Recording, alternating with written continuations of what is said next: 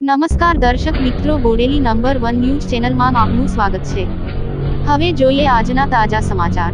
બોડેલી માયશાનેન સ્કૂલની વિદ્યાર્થીનીઓએ Bodeli police station ખાતે રક્ષાબંધન પર્વ ઉજવણી કરી।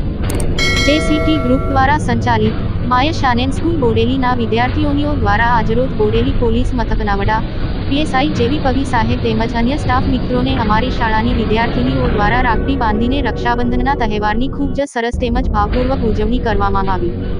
બોડેલી પોલીસ મથકના તમામ કર્મચારીગણ આ ઉજવણી દ્વારા ખૂબ જ ભાવવિભોર બની ગયેલ। નાની બાળાઓનો આવો સ્નેહ જોઈ તેઓ ખૂબ જ પ્રભાવિત થયા હતા।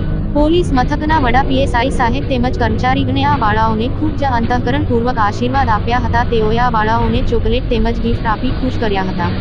રક્ષાબંધન એ ફક્ત ભાઈ બહેનના જ સ્નેહનું પ્રતીક નથી, પરંતુ વ્યક્તિના બીજા વ્યક્તિ પ્રત્યેના સ્નેહ, ત્યાગ તેમજ વિશ્વાસનો સંબંધ છે।